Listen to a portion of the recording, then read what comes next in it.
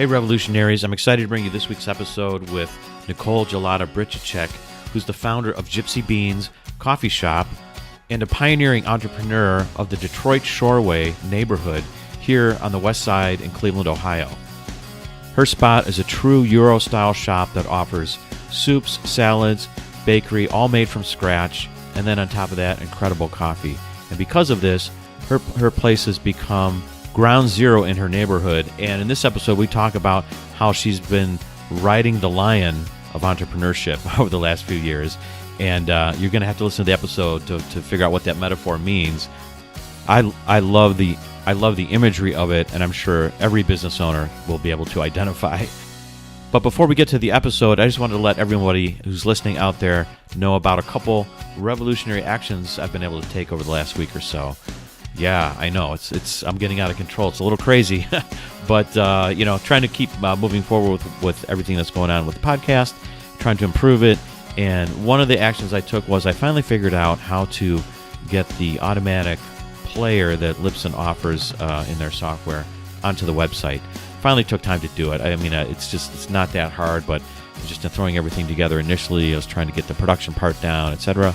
But the player is up and running, so the last couple episodes, if you go to the website, they're now more easily accessible because that player is sitting there where you don't have to click through the album cover and it doesn't take you to a different website page. It doesn't take you to the Libsyn website anymore. It stays on the Reinventionrevolution.com website, which is cooler and it just streams more quickly.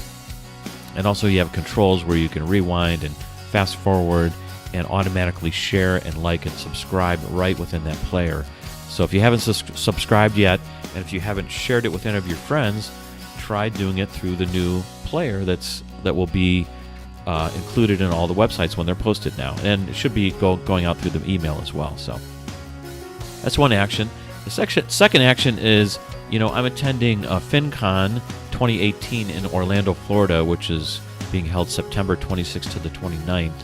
And FinCon, this stands for the Financial Conference, and it's a conference where money meets media, I think is their tagline, where there's a bunch of podcasters and bloggers and financial people come together, which is great because it's all about leveraging the new technologies out there in the new economy. And also there's going to be some fintech startups there, so financial technology startups, which is one of my interests as well, to kind of keep understanding how our world is turning. But anyways, the big deal is that they've allowed me to sign up with their affiliate program, and so anyone else who wants to attend, I get to pay them $50.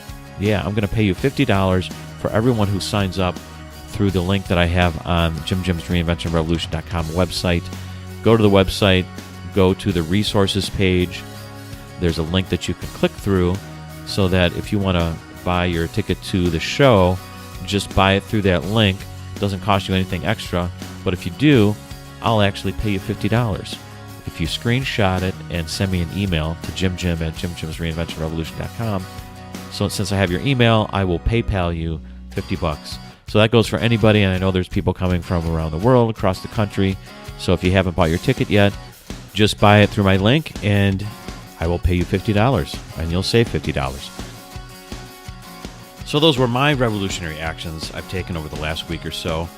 But I'd love to hear what your revolutionary actions have been over the last few weeks. And if anybody's got a great example, remember you can always post it to the Facebook page, or just email me and tell me what's been going on and say like, hey, I was able to do this, or I broke through here, or I decided to try take a course, or reach out to a friend you hadn't talked to in a while. Taking those small actions can really help you change your mindset and be a spark to a reinvention. And speaking of being a spark, let's get to this week's episode with Nicole, who's really been a spark to her neighborhood. Here we go.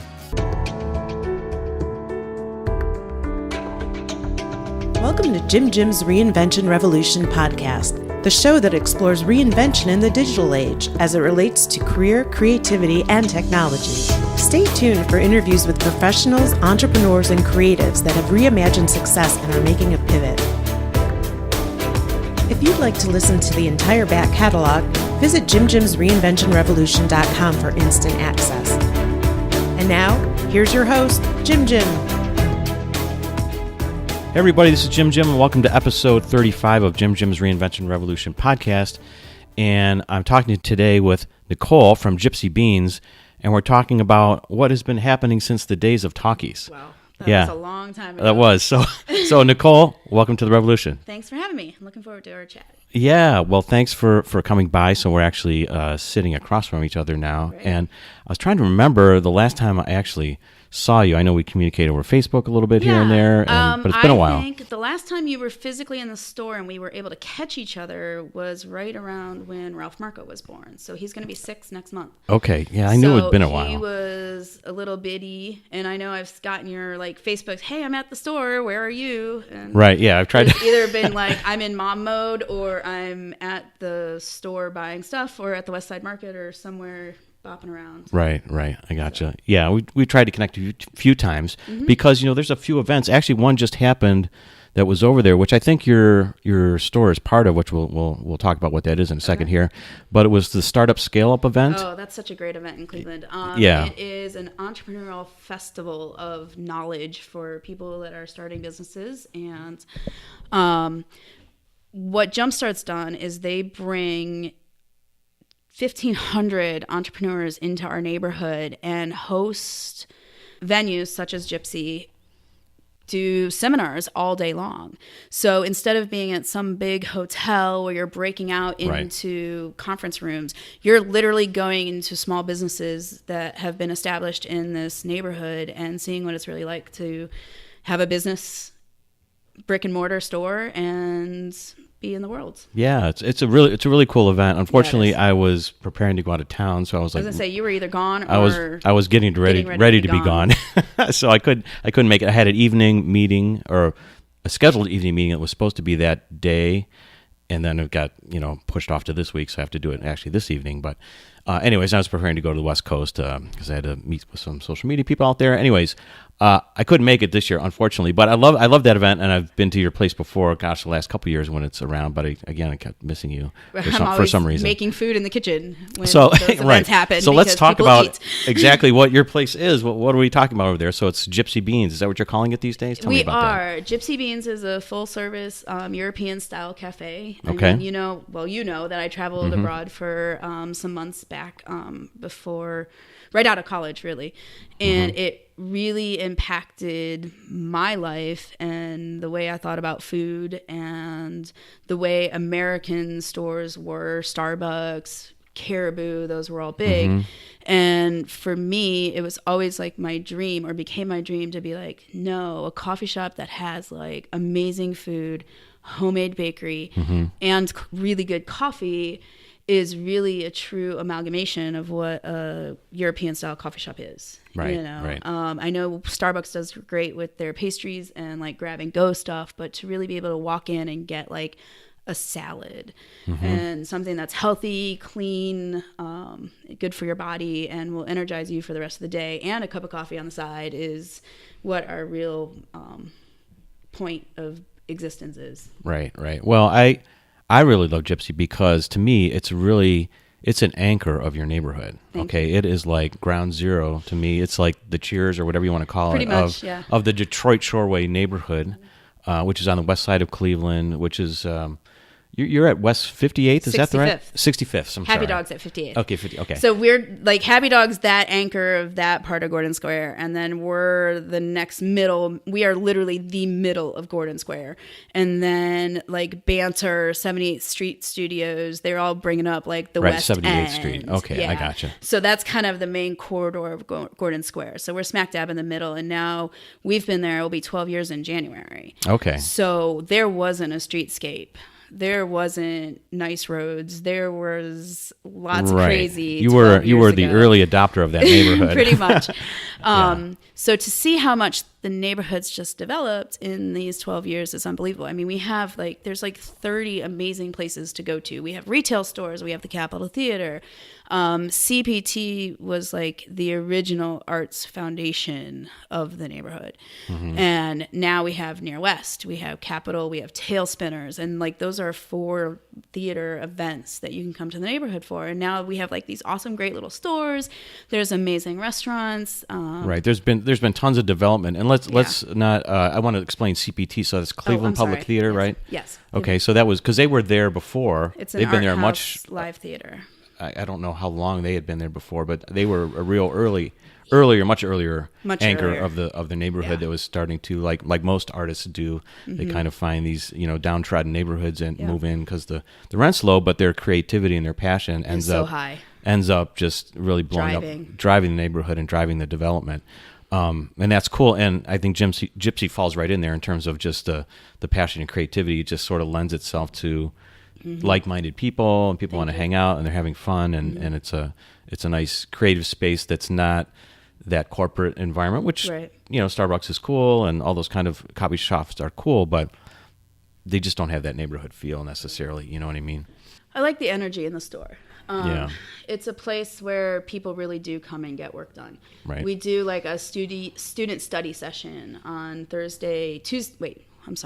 Sunday, Monday, Tuesday nights from like 4 to 8. And I've had so many people just say, thank you for doing this. Thank you for not having programming. Thank you for not having music. Thank you. As good as those things are, we're just not that store. We've tried doing poetry slams, and it just doesn't go, because for us, the energy that people get out of the store to be productive, we've had 4 books written in the store. We've had people study for the bar exam. I see. And they love that just chill, get it done type energy that we have. Right. And that's a good kind of comment. I think you have to kind of look at your clientele, kind of feel out the neighborhood, and kind of go with the flow of what you're trying to be part of, and not necessarily drive, your specific vision or your agenda. Right, that's a good word. Better than vision is agenda. Sometimes people have an agenda versus their vision. They might have a good vision, but they have get lost in their own agenda sometimes. Right. And like I said, we've tried music, we've tried comedy nights, and those are all things that I love, which is why I wanted to do it. Right. And they just weren't successful. Right. So right. Well, that's moving on is knowing when to move on from something. Good to learn from experience like that, right? Is something to definitely always pay attention to, and really pay attention to numbers and know what works and what doesn't. I gotcha. And use that as your agenda. Right. And capitalize on it. Cool. So, I love that you guys are thriving over there now, and it's been, how long has it been? 12 years. 12 years since you opened, right? Well, 12 years in January will be. So we're right at that 11 and a half year mark.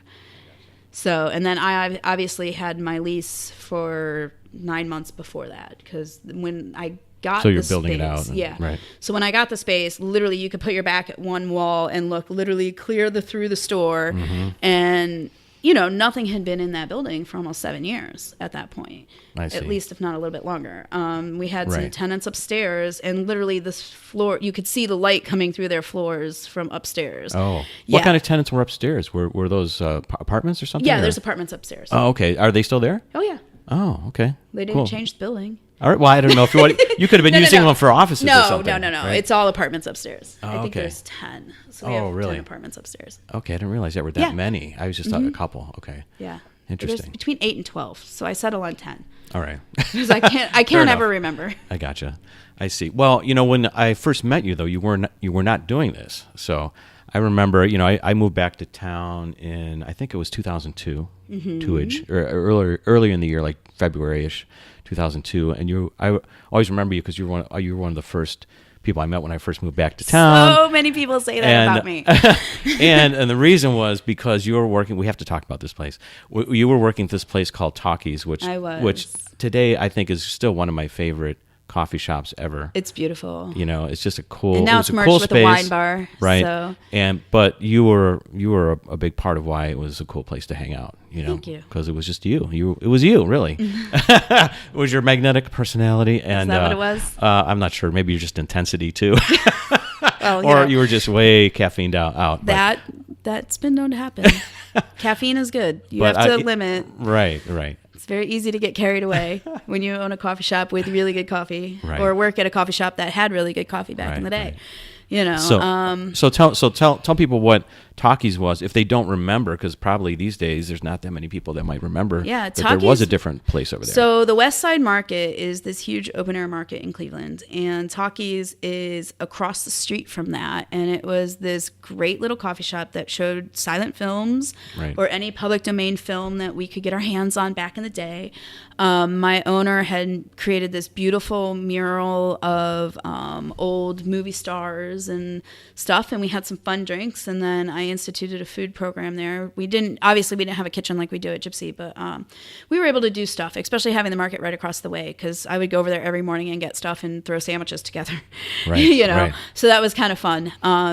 Different than what we have at Gypsy now, where we have like a 20 item menu that we have every single day that I change seasonally. But those were really fun days. I mean, I was pretty young. I had just come back from Europe. I was probably 23 or 24 at the time, and I stayed there for about 5 years. And then at the time, it got to the point where everybody was ready to make a change, and I'm not quite sure what that was. I was ready to start doing more. The owner of Talkies had wanted to do some other stuff, but wasn't quite ready to sell. And I have a little gap in the story where I worked for a muffin shop right out of college before I worked at the coffee shop. Okay, right. And that's how I met Talkies, because we were originally where the supermarket was, and we were a wholesale bakery. Okay.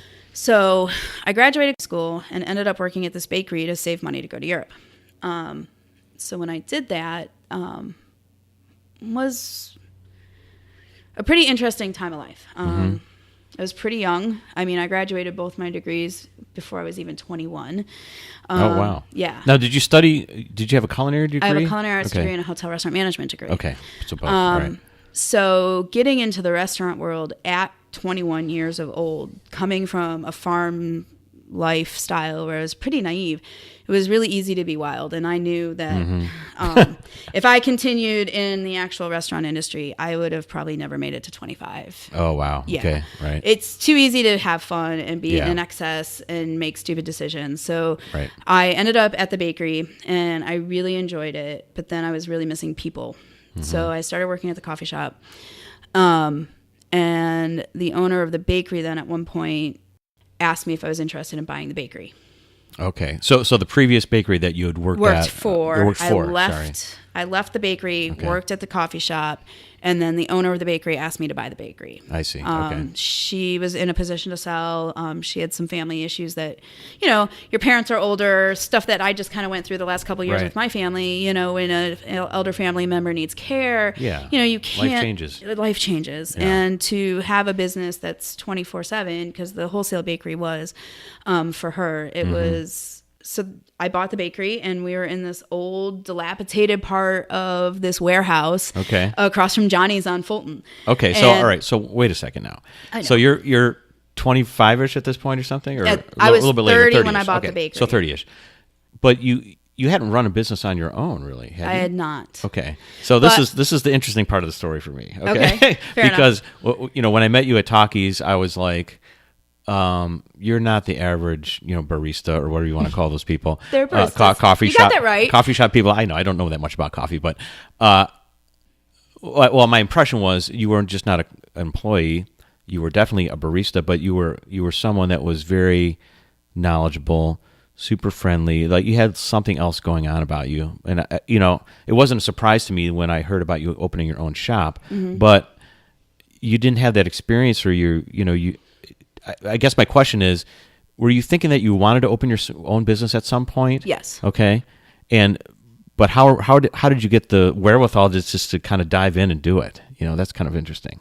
What do you do when you're standing on a high dive? You either go back down the ladder or you jump in. Right. I feel like, so my grandparents had a grocery store.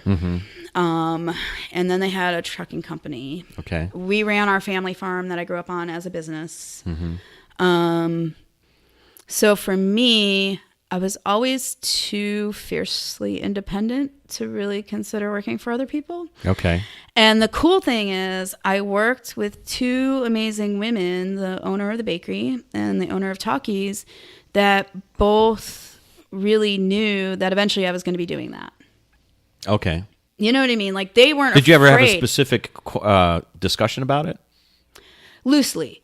Or they just saw who you were and they're like, they just knew this girl's not going to be here forever. She but got they too much also going on. knew that I would do everything for them as if it was my own. Yeah, for sure. You know, and I loved both of those women a lot, and I gave them a lot of time, a lot of energy, wanting what they were doing to be the best thing it could be for them too. Right. You know what I mean? Sure. And it's amazing because now I have a staff that does the same thing for me, and it's hard to even talk about without getting a lump in my throat because I appreciate it that much. Right. You know, I have 6 people on staff right now that I don't know what I would do without them. But that's also been a historical thing for me too. Like since I've opened the store, I could say 95% of the people that have been there have given it every ounce of what they've had to make it the best time that they could be there. Right. You know, their work was important to them. Right. They cared about the store. They cared about me. I still talk to most of them, you know. Gotcha. And one of the things that I always say, I'll work hard for your dream while you're here if you work hard for mine. Right. Because there's very few people in the world that are career baristas like myself. You know, even two of the girls that actually work for me now, their goal is to open their own coffee shop. Oh, really? You Okay. know, Interesting. Gypsy Juniors, who knows? But, you know, that's a whole nother tangent. Wow, that'd be cool. I like that idea. So what happens is when you respect what the people that are working for you want to do for their lives, they'll return that. Yeah. I was just going to know? say it's a reflection of you and your approach and your leadership style. Probably that's where it's like you understand, hey, they don't own your business. You own your business. Right. But you know, you have to show them like, hey, I'm all about you and helping you grow and giving you opportunities. And they return that right back to you. Right. So. Right. I've had 4 people leave to open their own businesses. Right. Now, none of them have been coffee shops. One of them, Right. one of the gentlemen that worked with me in the kitchen opened a butcher shop. Right. You know, and now he actually has a farm where he's growing bison and all this other crazy stuff with his family, and it's really cool. But yeah, a lot of everybody that has left, you know, I have a lawyer, I have a doctor, I have 2 master librarians, which is just a bizarre degree to go through. Master librarian. Yeah, okay. really cool. So for them, you know, they were there for 3 to 5 years, and they've really like gone into their own and flourished, and it's amazing. Right. You know? I gotcha. Yeah. I was just going to say like, you know, A players are not threatened by other A players, you know, because you're all on the same team. Like you're not, you know, you're confident about your skills. And when you're in the leadership position, everybody else responds to that. You know, they get it. They know you're not trying to dress them down in any way or anything like that. You know, that everybody's there trying to be the best that they can be. And that's a nice work environment to be involved in, right? It is. Especially when, you know, in a kind of like when you have those intense days where everything's busy and people are slammed and Right. And there, in 12 years, there's definitely been times that I've not been able to be present, you know, and it's not amusing, but it's interesting kind of in a negative way to see where my staff faltered without the direct leadership. You know? Oh, that's interesting. Okay. Yeah. Right after we got married, my husband was in a bicycle accident, and then my dad got sick, and then his brother-in-law passed away. My dad passed away, and then his mom got ill, and we were taking care of her, and then she passed away. Oh, wow. So it was almost like a 3-year span where it was go in, do the minimum, and need to leave. Right. Not want to leave. Yeah. But it was need to leave because something really needed to be attended to. And, you know, I feel like I really let down the people that were working for me at that time period because there wasn't a leadership there. It was, you guys got this. I got to go. Right. You know, and I'm grateful for what they did when they were there for that time period. But it's sad that I've lost them. You know, because I wasn't able to foster in them some of the things that they wanted to do. And I know that they felt let down too, because I was failing. Yeah, right. You know, because you can't, when you're in a time like that, there's just stuff that gets missed. Yeah. I mean, you can't be 100% all the time, 100% of the time, right? Right. You know, you try the best you can do, but that's interesting. Well, maybe that kind of gives us a little bit of a transition point here, which was one of the reasons why I wanted to have you on the show was I was, you know, just scrolling through Facebook one day, and saw that you were commenting on this article that I saw that was out there. Was called "The Psychological Price of Entrepreneurship." Yes. So I was like, "What is she talking about?" And it was an Inc.com article, and it was talking about, I guess, kind of the downside or the negatives or the stress points of being an entrepreneur, which I don't think that many people talk about, maybe often enough. Right. I'm not sure. Like everybody thinks it's sort of glamorous these days, perhaps, to be the CEO or be in charge, or even if you're working for a company, you might dream that one day you'll be in charge, because you're thinking like, that's my craft and I want to be the best of my craft. And so the logical thing is, well, I want to be the CEO, or I want to be in charge, or open my own business, because that's the best or the ultimate achievement in doing that. But this guy I was reading the article, has this interesting quote, which he talks about kind of being in that CEO position as riding a lion. So this guy, Toby Thomas, is CEO of Insight Solutions. So he explains this phenomenon with this analogy of a man riding a lion. People look at him and think, this guy's really got it together. He's brave. I mean, he's riding this lion. Except that the man riding the lion is thinking, how the hell did I get on this lion?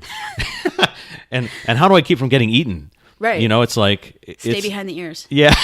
Right. It's like really a double-edged sword. It is. It's a crazy fun ride, but at the same time, right, if you make one wrong move, you might just get eaten or shredded, right? Right.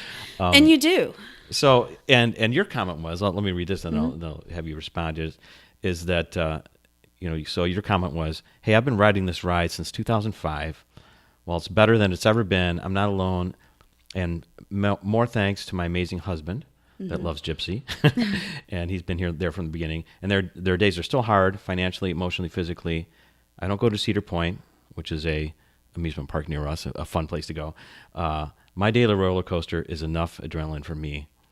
So that's your comments about the business. So tell me your thoughts about diving into being an entrepreneur and having all these ups and downs like you were just describing of, it's great fun when you're painting the place before you even open. It's really probably exciting. You can't believe you're doing it on your own. You're like, this is awesome. And people are talking about you. Guess what's going on? Right. She's opening a coffee shop. all these kinds of things that are happening. But and you get it open. It's probably fun for the first year or two. But then, sort of the grind starts to sit in and your life changes. Like, what's been your experience of being in this position of it all falls on you, So that's a hard question because it's not a short answer. Okay. And I know we don't have 12 years of talking about it to make it all make sense. Right. But what's interesting is for me, because you've known me from my old Ohio City days, and the community development that happened in Ohio City is now being mimicked in Gordon Square. Right. So when you look at my barista history, it's almost 20 years. And there's actually my one friend, Chris Demko. I've been serving him the same iced mocha for 20 years, or 18 and a half years. We just figured out the other day. Really? Oh my God. Almost every day That's crazy. I see him. Yeah, it's really cool. We're actually starting a series at Gypsy called Regular Joe. And it's a profile of our customer, like of our regulars. Oh, and I like that. Because we get so many people that see each other and want to know who they are. It'd be like somebody sees you every other day and they're like, so who's that guy? Right. And what's his story? I see. There's such this wanting to know people in our community right Gotcha. now. And I think that's always been. I mean, that's where Ohio City and Gordon Square have gotten that community feel is that everybody wants to know what's going on. Right. It's part of the fun. It's an action town. Yeah, it's part of the fun of being in a neighborhood, right? Exactly. Like you get to know who's hanging out. So in my barista life, there's been this amazing phenomenon of seeing community grow. So that community started like when I was in Ohio City, and even like before Talkies opened, it was kind of like Gordon Square was 12 years ago, where people were just starting to gobble up, buy the houses and renovate, and there wasn't a Freeze and Shuley, there wasn't a town hall. I mean, a quarter of the stores that were on 25th now weren't there even 20 years ago. Right. So when I left Talkies and had Ohio City Muffins, which was the bakery that I bought. The building we were in was starting to fall apart. And then I really started missing the community aspect of barista-ing. So, and everybody was like, where'd you go? Because I would see people literally 365 days a year. Right. And serve them coffee and know their dogs and their kids. And all of a sudden I quit and I went and moved into this bakery, and then nobody was seeing me anywhere. Yeah. So I called my dad and I was like, we gotta do a coffee shop. I can't keep just doing this bakery. And there were a million reasons why. So let's do this. So he said, all right, start looking for spaces. And I found this corner of Gordon Square, and like I looked in the window and there was like 10 layers of dust on everything. And I was just like, I called him. It was like 2:00 in the morning when I got caught at this red light because I was delivering pastry. And I was like, this is the space. So I went back the next morning and checked it out. So I called my dad probably around 9 a.m. and I'm just like, I think I found it. I'm calling Detroit Showway today. Okay. And I'll let you know. And he's like, all right. Are you sure? And I was like, well, I don't know anything yet, but yes. And he's like, all right. So, and at that point, like the streetscape project had been architectural renderings that I had seen from Jeff Ramsey, and who was the executive director at the time of Detroit Showway, which is the community development organization that has been doing all the development down there. Right. So the excitement is like beyond. Like I can imagine almost like what LeBron James would feel like when he's going to play the championship. Like that's how it was for me. I know there's no comparison in the real world. But I liked it. It was just that grand. It was like, this is it. Yeah. And I never questioned that decision of that space. I see. And so then you get into lease negotiations, and here you're working with an organization, you know, that's community development. They're government funded. They have all of these things, and they're like, okay, so who are you? And I'm like, well, I managed the store for here. I've ran this bakery now for a year. This is my increase in profits. This is what I've done in the time that I've been there. So you're constantly proving. Yeah, trying to prove yourself. Yeah. Because they have to vet you out because they have a real they have responsibility. In the neighborhood, right? Yeah. And what's interesting now when I see entrepreneurs is it's become, I don't want to say a trend because I don't want to discredit what people are doing. But 12 years ago, like the infrastructure now and support that you get as an entrepreneur wasn't there at all. People just thought you were crazy. Right. You know? Right. I mean, until you gave them a bank statement with $50,000 in it that said, this is my first chunk of money saved for the build out, you know, I can start. Here's my contracts that are signed. And don't forget, I was also 32 years old. Right. You know, and I'm blessed to look much younger than I really am too. So, you know, a lot of people were just kind of like, who really are you? And you think you're going to do this? I had my connections from customers, which were willing to write me great reviews and everything else. And kind of verbally back me because the two communities were right next door to each other. The movers and shakers of Gordon Square used to be my customers at Talkies. So they could see my socioeconomic value of what my idea would bring to the neighborhood. Right. You know? Right. So in that part, I was very lucky and blessed to have the community support that really rallied behind me. And then, so for me, I was on top of the world, you know. Yeah, it's awesome. My husband, my dad, everybody that really knows me is just like, if you're under pressure, you're flying. You know, that's when you're at the best. Yeah, that's right. It's when you do your best work when you're really loaded down and have a lot of work to do. Right. I'm kind of the same way in a little bit, not like you, but not with the energy that you have, but. The more things that are on my plate, you know, you just get efficient and start knocking them down. Right. When you have too much free time, you sort of lose focus a little bit. Yeah, and you get lax. You know, so you know when you think of a high performance car, and you know that you are using that transmission, using that engine to its ultimate capacity, and every linkage of that car is put together to perform optimally. Right. You know, that's what part of that's how I feel like is the best performance that you can have is when it's just fine-tuned and everything's meticulous. Definitely. Well, thanks for sharing that. That's because that was a big challenge to take on, and I don't think everybody appreciates, like, you know, you didn't have a big track record of being a business owner. Not at all. I didn't have a track record. A track record. But you did have those connections in the community that you were in, so you picked a good spot for it. Maybe if you tried to do it on the east side of town, maybe it wouldn't have gone so well because No, it not as wouldn't many have. people would have known you and those kind of things. Right. And I think, though, too, what was nice was the area was really ripe to, like, the Detroit Shoreway Development Corporation had done so much good work preparing for the blossoming that they've had in the last 12 years. Right. And it was one I remember telling Jeff, I was like, you're taking a bigger risk on me as I'm taking on you, because, Right. You're risking a lease that if it goes bad, you're going to find somebody else that can come in here, take over all the work that I've done into this place, Right. and you'll have another coffee shop in here in less than a month. Right. My parents took a loan out on their property. Right. This is 3 years of my life savings, and this is all I have. If this fails for me, I'm going to be living in my car. Right. So much bigger risk for you. So we're going to make this work, and you have to trust me not to fail. Right. And for a long time, my motto was failure just isn't an option, Right. And it's funny talking about how entrepreneurship changes you. Failure wasn't an option, and I never said, I don't know. My first manager always was like, the only reason that I knew I could do this is because anytime I ask you a question, you never said, I don't know. You always said, I'll figure it out, or we'll get to it, or whatever. Right. Ooh, I like that. Say that again. Never say I don't know. Never say I don't know. You always say you'll get to it, you'll figure it out. There's always going to be a solution, because if you just say I don't know, you're giving up before you even have the chance to. Right.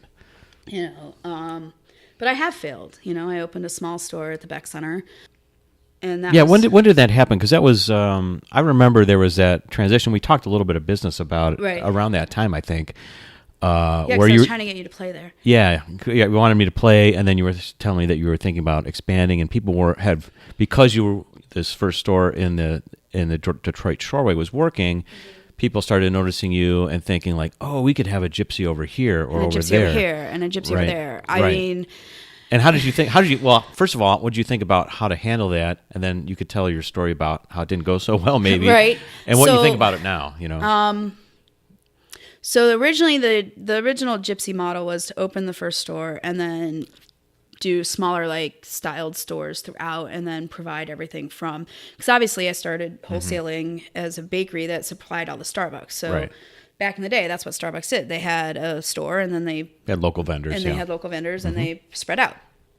So I was kind of modeling Gypsy after that, and then life happened. And I ended up pregnant with my amazing son. I was told I was never going to have children, and I was blessed with this awesome child, and then also blessed with the opportunity to open a second store almost turnkey, like right at the same time. I didn't realize that was right at the same time. Yeah. Oh, okay.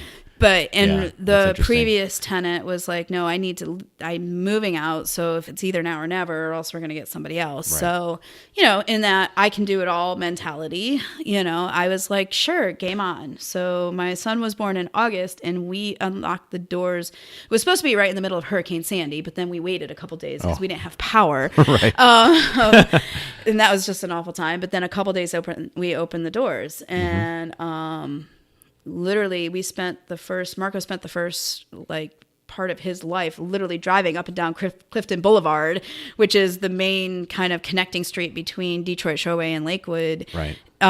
Going to the Beck Center, and when you've had so many successes with your business, you almost feel like you are Superman. Right. And you do think, oh, I can do it all. I can overcome that. I can overcome. Because you're not saying, I don't know. No big deal. You're saying, I'll figure it out. It's not going to fail. Right. So I do say those things now. Okay. So as great as the idea is, Right. you have to have a realistic, real Let's see how it goes. gut feel of knowing that that is an option, or your brain's not going to be perfect and you can make a mistake. Right. God's proven that to me now a couple times over the years. But what's interesting is that the Beck Center is another theater that is has a board that's full of grace and full of understanding. So maybe explain that. So this location was at the Beck theater. Center. So it was in the lobby of the theater. Is that what? Yeah, kind of offset you would from the call lobby. It? Okay. Yeah, and it was a small little coffee shop. It has great aesthetics. And the shop was already there. It was already there. And so it was but they wanted to take it over as the operator to run their shop. Correct. Could have been really great. And so explain like why didn't it quite take off, or what was the issue? Was it? Looking back on it, what do you think? Looking back at it, I think what they're doing now, which is they're running it in house, is what that space really needed to be. I see. Because I think it serves the Beck Center so much better to be for that coffee shop to be part of the Beck Center versus an independent place being in there. I see.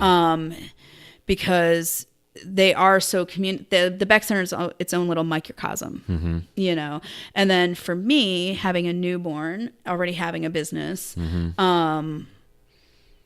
it was just too much. Too much to handle at the time. There's no other words. It was just too much. Yeah. So Cindy Einhaus, who was the executive director at the time, and her board definitely just gave me grace and was just like, we'll let you out of your lease. We found another person to kind of take it over. Oh, I see. Okay. And kind of manage their transition of taking it from that owner into their own stuff. I see. But that was my first real rude wake-up call for failure as an adult. Right. You fail all the time as kids, and that's what makes you learn. Right. And you glorify that and take things from it. And then for me, it took that to realize be not invincible anymore. Right. Yeah, and that's really, right in your, part of your professional life that you're like, yeah, I have these skills. I went to school for this. Yeah. This is what I do. And you're like, whoa, wait a second, And then all of a sudden you're like, whoa, wait a minute. This is how fast it can go wrong. Right. So did that slow you down, or has that slowed you down has. in terms of thinking? I'm sure you've had other opportunities since then sure. to open up in this neighborhood or franchise it or think about those things. And what do you think about that now?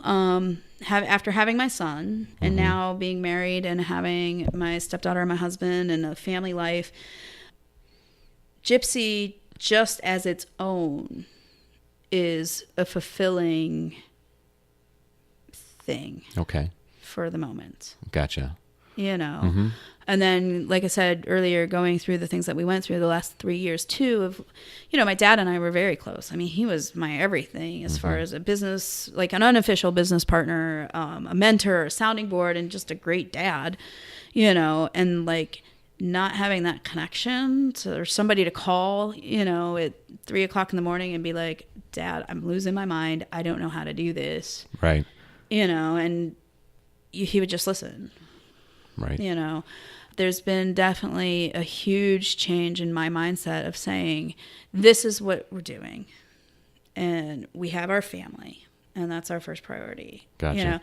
So for me, it was always Gypsy was my first priority. Right. I mean, I would be there. Well, you didn't have the family when you started it, I didn't have a family. Right? So for me, I would literally... Things changed along the way here. I would bring my dog and put him in the basement if I knew I was going to have a long day. I would be there for I've been at the store for 72 hours in a row and taken a nap in my office. But I think a lot of entrepreneurs have done that,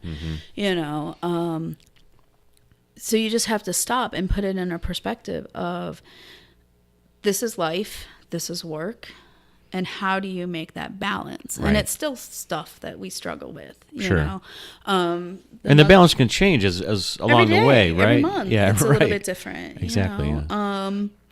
Right now is a good time. May was crazy. I just came off of a 68-day stretch of being at the store literally every single day because my staff's in that 25-year-old range, 25 to 30, where 99% of the world gets married.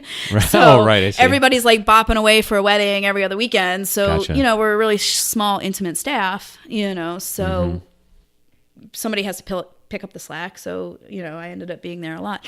So, there's loads of laundry everywhere and dust bunnies running across the floor and all this other crazy stuff. But you realize that you just do the best that you can every single day. I see. Right. Does that make sense? Yeah, it does. And as far as, like I said, this wasn't going to be a short explanation for your riding the lion story, but at any moment, that lion can turn. Right. It's a delicate balance all the time, right? Just to kind of every single day. Keep all the plates in the air that are spinning. Literally. And right. So thinking about that, one of the things I wanted to ask you about, because this is sort of maybe an interesting example of, most of the people I've had on so far have been a little bit more tech oriented, or a little bit more online focused, or social media focused, et cetera, in terms of how they run their business and how they grow their business. Mm-hmm. But for you, having this, kind of coffee shop, you're really like a local neighborhood kind of entrepreneur, and it seems like that you haven't delved into technology too much. But tell me about the role and how you see it, because I think people get lost sometimes of their thinking that they're missing out or have to do too much technology or not doing enough, and forgetting that, hey, they can run a traditional business still if you want to. We're still human. Right. Everybody still connects in these different ways, especially in a neighborhood. But is there something there that maybe might help you, or I that think you, for sure. Kind of relieve some of the stress or some of the chaos if you automated some of the systems or kind of had some other types of things in place. How do you think about it? So I'm pretty old school. I graduated high school in 93. Mm-hmm. So for me, computer class was an option. It wasn't a requirement. Mm-hmm. So because I was in an agricultural role with my family, I opted for being out in the ag barn with animals and stuff like that. So I never did computers.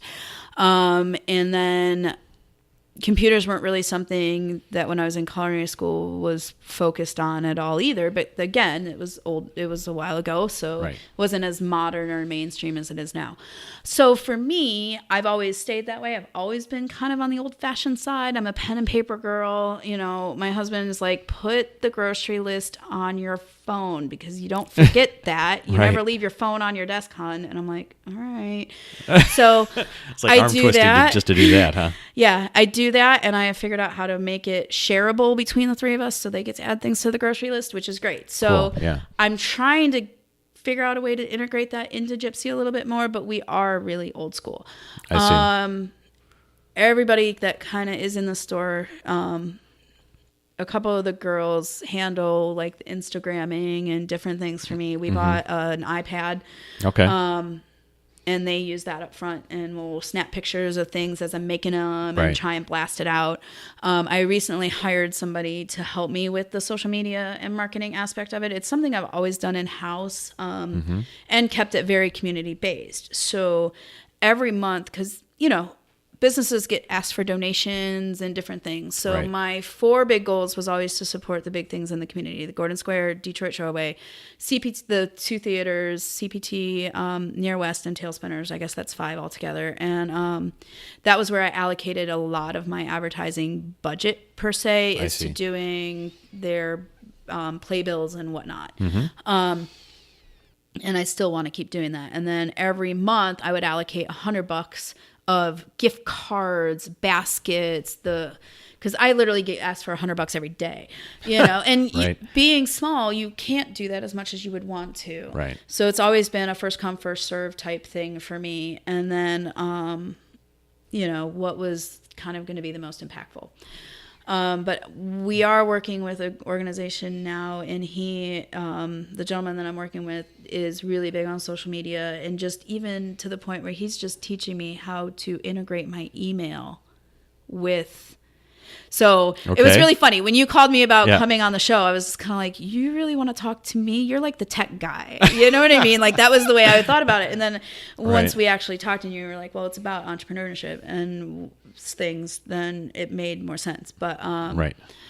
Well, I think it's just, you're a great example of someone who's successful, but, someone who's willing to share, their failures and some of their foibles, which I think is a great voice out there, and an example for everybody to understand, like, what it takes or what to watch out for.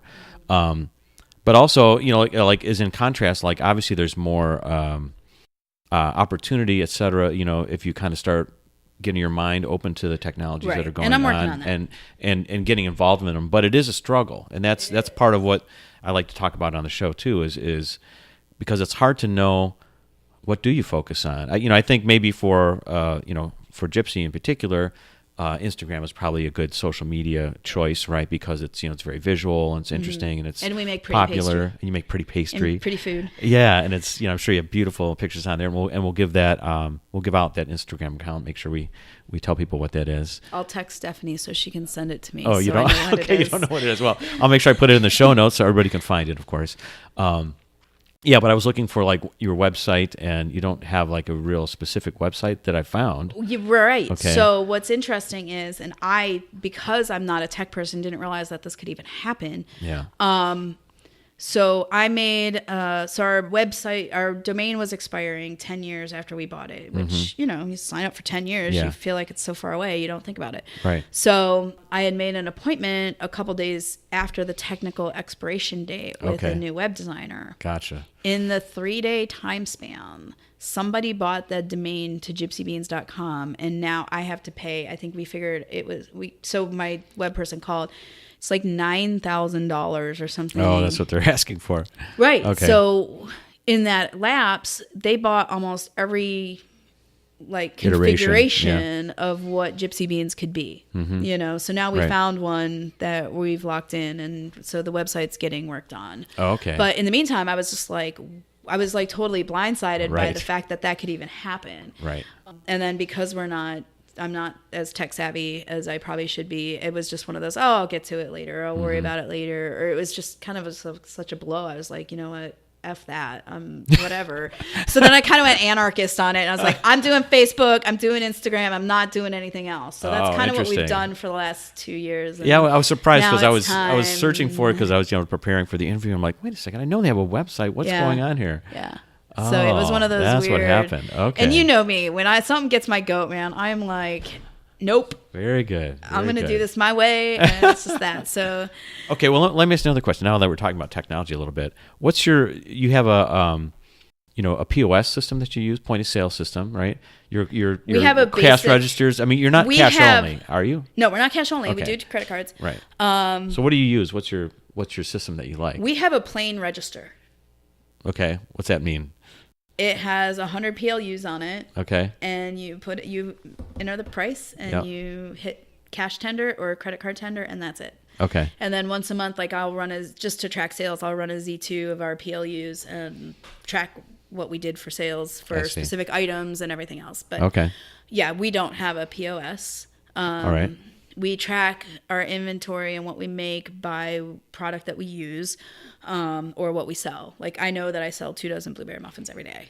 Right. Because guess what? I make 24 blueberry muffins every day, and there's very rarely one left. I see. Gotcha. That's a Right. loose explanation.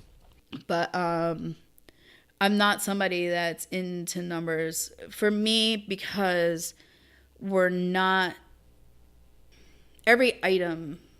You can't. I mean, we sell over 1,000 items a day, Yeah. 1,000 items a day. Wow. probably. Okay. Right. Right. And our average item piece is between $2 and $5.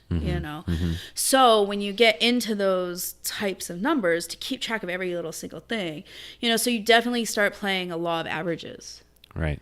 I guess. Okay. And it's been something that's worked for us because it keeps us from getting so micromanaged that it turns corporate. Right. Yeah, you there's could definitely an organic feel, I think, to Gypsy because of the way we do because of the way we do things. I see. Does that make sense? Yeah, you And I don't like wanna your lose systems. that. I think if you grew bigger, you'd have to probably implement more systems, right? Right. But because of the size you are, you can kind of do Right. it the way you're doing, and it still works for you, and it's still profitable, et cetera. So, which is cool. I was just curious about it, just asking, just because everybody, there's all these new things coming out with, Square using iPads or whatever that Yeah. some businesses use, and So we started Uber Eating. oh, you have? What's that? Tell me about So that. Uber Eats is where people come and pick up food for you and deliver it to your house because you don't want to leave your house. Right. I get it. Do you have a lot of customers that are doing that? We haven't done any marketing of it. We've done it for about a month and a half now, and we haven't Okay. marketed it intentionally because I wanted to see how it grew organically before I really tried to market it. We're gonna start marketing. Oh, I next like that month. idea. So say that again, because that's a nice strategy to see if there's real value there. Right. So I didn't want to force any marketing because I wanted to see how it grew organically before I figured out how to market it. Okay. 'Cause why waste marketing dollars to people that are already coming to you? Right. So right. for us, and you have insight into who those people are once By they what's start showing selling. by what's selling Right. and why they're coming organically, rather than Right. trying to, again, push some agenda you might have in your head, and you don't really know. You know? you don't need to. Yeah. So why would I spend? Let's put a $500 marketing campaign together to say, oh, let's Uber Eats to the person that's working at home. Well, 100% of our Uber Eats has been somebody that's at home or at their office and can't leave. So that part of our Uber Eats I see. platform Right. has gotten out there. Gotcha. You know. So what we're really going to focus on our marketing is I've put together these really nice packages that are for like meetings. Let's say you're having a meeting with 10 people. You want to provide breakfast. Oh, crap. I have to stop and pick it up. No, you can just Uber eat it and deliver it right to your meeting.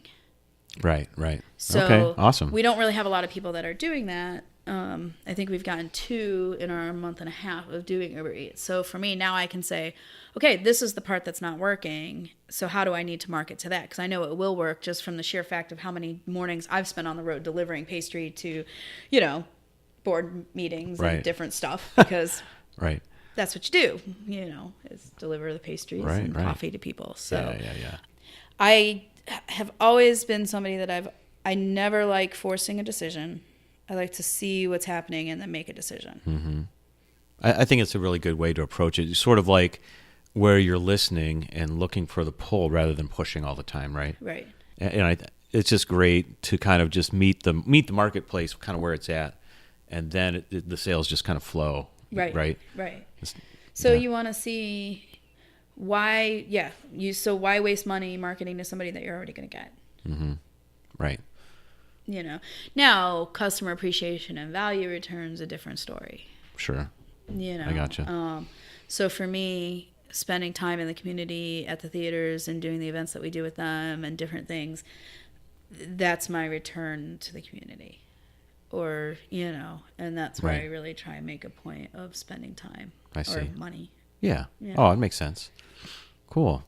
Well, hey, you know, we got a few minutes left, but Okay. but before you get out of here, there's always a couple of questions I like to ask people what they're thinking. And since we were just talking about some of the technology things, is that one is, you know, as this, you know, digital world keeps spinning out there and technology seems to be more prevalent, et cetera, and obviously you're getting to Uber Eats and all these things, is there something that you struggle with or are not open-minded about or don't like, or, you know, what are you thinking about kind of just the larger world of technology as it's creeping into our lives, you know? I understand the value of it. And for me, I really struggle with wanting to embrace it.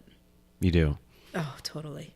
And because, well, is there an example of something that once you did embrace it, you really like, oh, this is cool, but you were really like kind of standoffish and really didn't want to kind of think about it? Kind of like your grocery list thing, you know, Right. where it's like, I'm sure once it's on your phone and you kind of once you're figure it doing out, it- you're like, oh, this is a lot more convenient and Right. quicker. And I guess those are the things that I do find value in, you know.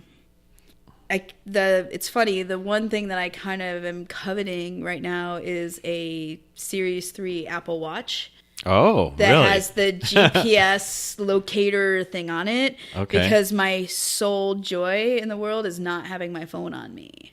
Ah, But what okay. happens is when I don't physically have my phone on me, like I worry about the store calling, or if I'm at the store, I worry about my family calling, you know? Right. So for me, at least if I can get a text message that says, hey, I need you, then I can go to get my phone and call. But at that point, Right. it could be somewhere else. So Right. that's my I gotcha. weird like technology desire that I do have. But Oh, other than that's that, interesting. I never heard that before. That's cool. I know, it's kind of weird. I'm one of those weird people that, you know, you always hear about the EMP is going to hit and the lights are all going to go out and or whatever. Like, Right. you know, all those stories. Right. The day that happens would probably be one of my like, okay, life can go on now. You Right, know? right. We've Because gotten over it now. Let's get like back I said, to basics. I'm old school. I can hunt and build Okay. things on a fire Right. and cook and can and grow things and stuff like that. So that goes back to my antiquated like lifestyle. All right. Where, you know, living without electricity would be kind of cool. Okay, that'd be cool, right?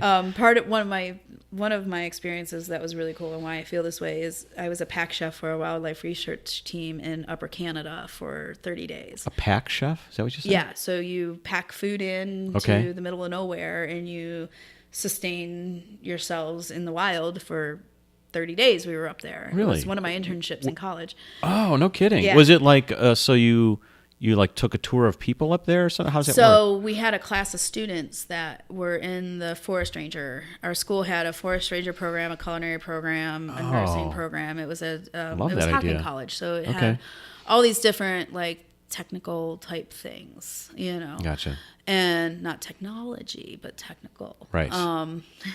So they had a wildlife research team. All right. So the wildlife research team would go up into northern Canada and study wildlife. I see. Well, they decided to pair with the culinary program, and we made, I was the first student that ever went, and we made the program and developed the curriculum of what you would have to do to pack in food for 30 people, how to make your meals. Oh, wow. That's interesting. How to keep things sanitary. Right. How to have potable water.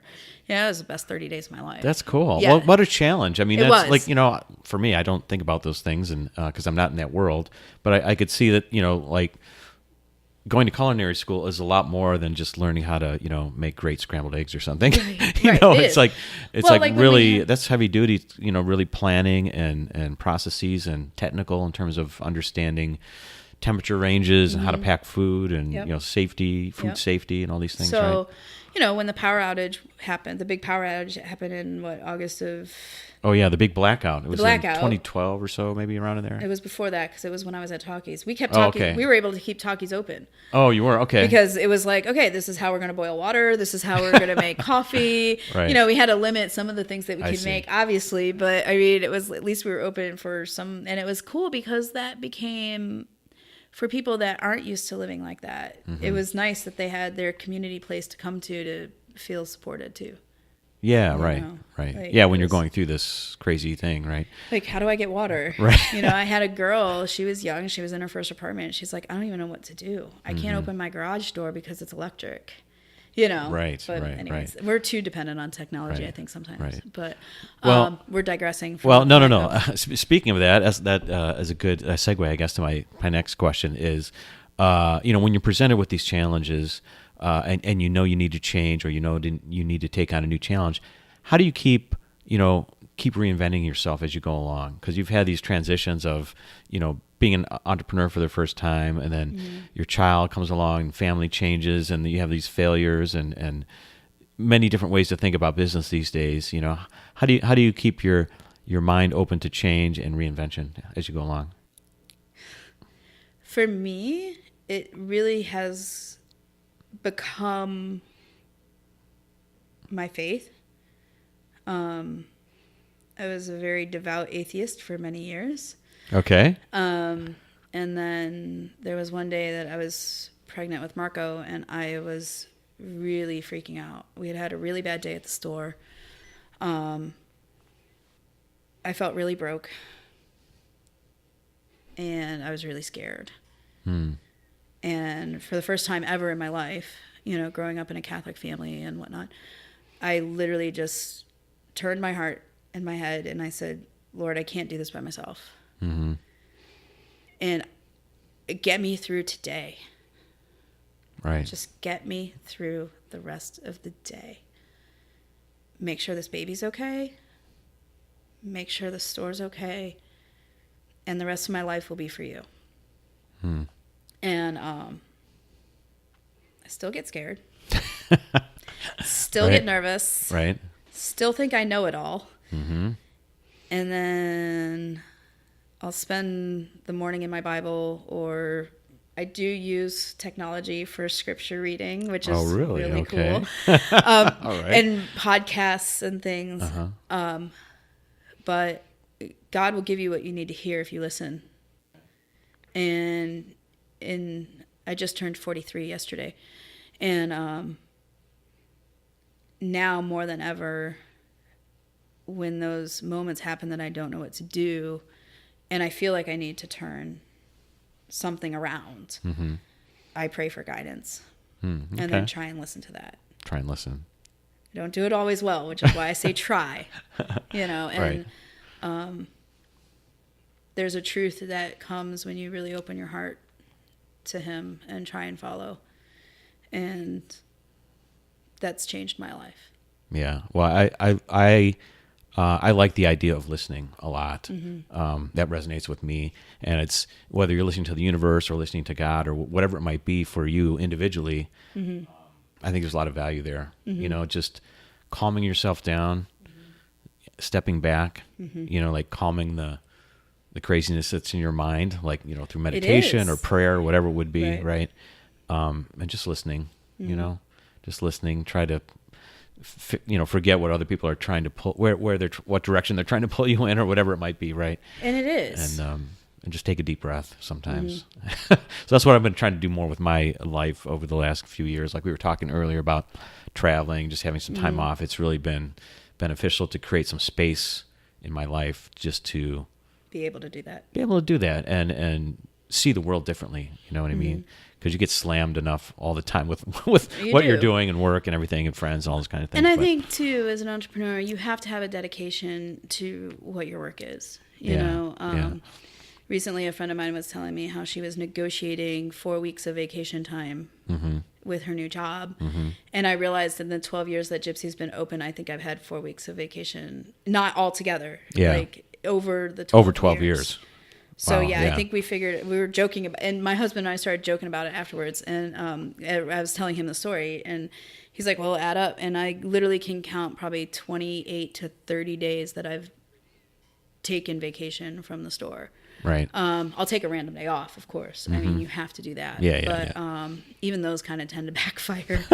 But I think that you have to have a tenacious dedication to what you want your small business to be, or your large business. Well, obviously, it's not just small. Obviously, at the end of the day, it's up to you. You have to drive it. You have to move it forward. And since I've been on my own, like I've been on my own consulting and doing this podcast stuff now for a little bit, for about 11 years or so, something like that. Yeah.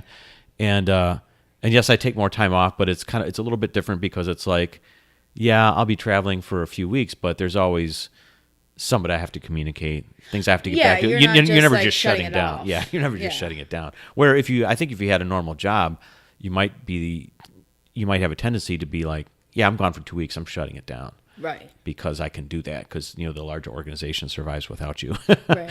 It's I have this like time box concept that I kind of make myself work with. Okay. And it's so, and it keeps me from getting overwhelmed with what I have to do. So I have this much time at the store each day dedicated and blocked out. And it's usually when Marco's at school. So usually from like 8 a.m. right now is on a summer schedule, so till 1. I see. So from 8 to 1, I say, these are the things that I'm going to get done. And from like 12:45 until 1, I analyze what I've gotten done, what I need to do tomorrow. I make my to-do list, and then I box that away. Okay. And then it's time to go home. So when I get home, I see. Okay. And I say, okay, I know I want to spend 2 hours with Marco trying to do Legos. Not my forte, as bad as technology. I'll make you a 7-tier wedding cake, really. But don't no ask problem. me to put Legos that's together. Easy stuff. They actually snap together. It's too easy. Dowel rods, no. But then I'll figure out what we need to do at home and what has to be done. And then I'll put that time frame to kind of together. I see. And then it's after the kids are in bed, it's time with my husband and getting to sleep and, making sure everything's set up for tomorrow. So it's a way to isolate and put everything in a encapsulation where it's keep yourself organized and be able to switch your mind, kind of turn it off and turn it on. Turn it off. So you're present with each task that you're trying to focus on, right? And you have to be, because things overlap too much. Yeah. Like you just said, it's easy to be laying on the beach in Thailand and you're just like thinking about who I want to contact when I get home to do my next podcast. It's a way to make that not happen. Cool. Well, hey, we got a few minutes left, but before we get out of here, we have to talk about Gypsy and the stuff that you brought me. Oh, yeah. Okay? Lots of goodies. All right. So, because, Nicole was so nice that she came over. She actually contacted me in advance to see what kind of coffee maker I have. So Well, I that was a great idea, by the Didn't way. want to bring you whole beans and you needed it ground or Right. vice versa. I do have a grinder too, though, too. Well, I didn't know. But, yeah, so. but she But brought at me least that's ground properly for your machine. right. But she brought me some coffee, and it's the Round Stone Blend, full-bodied, hearty, and earthy from Gypsy Beans. Thanks. Awesome. Yeah.